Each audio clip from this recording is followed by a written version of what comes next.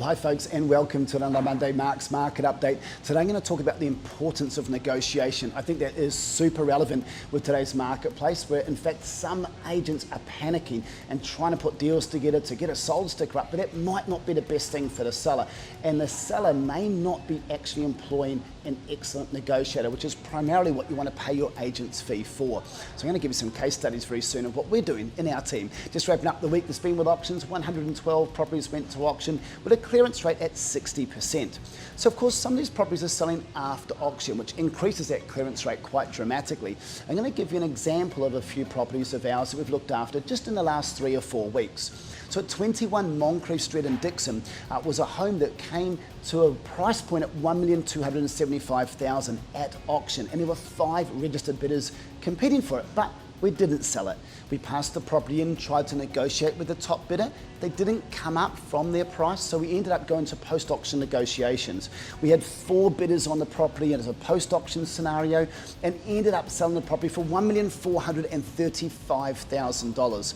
Folks, that's a whopping $160,000 difference from auction day through to sell day, separated by about 2.5 weeks. So that really paid off well for our owners. Another property in Lyons at 40 Olympus Way, we passed it at $1,250,000 with 4 registered parties. Refused to sell it to them, didn't increase their offer at the time, but actually sold it to the underbidder 1 week later for $49,000 more. Final sell price at $1,299,000. At 14 Karama Close in Ngunnawal, we turned up to auction that property with a guide price of $950 plus, and no one registered. Not a single registered party. Yet within 2.5 weeks, we'd sold the property for $1,025,000, $75,000 more than that guide price. Just recently we sold a property at auction 13 of 14 Trevelyan Quay down in Kingston, a beautiful 3-bedroom right down on the waterfront. It was only a week and a half or so ago. Guide price from $1.4 million, 2 registered parties. The bidding gets to $1.4 million. And we increased the price of that buyer and ended up selling the property for $1,525,000, $125,000 over that guide price.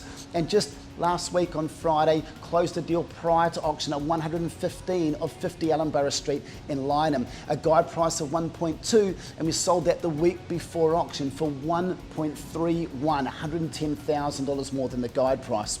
So folks, I want to give you those real life examples. They're super relevant and recent, and it shows the power of negotiation. We're not talking tens of thousands of dollars, but we're talking in some cases hundreds of thousands of dollars of value that the agents bring into the negotiation table. And so when you're interviewing agents and you're maybe looking at the difference in 5 or 10 or 15 grand in agents fees, just think about the difference in possible sell prices behind a skilled agent driving and leveraging buyers, giving advice not to sell at auction and finding better buyers post-auction, over the top of an agent who's a deal doer and just wants to get their deal done as quick as possible. There's a massive difference in final sell price, and that's where you make your money in real estate.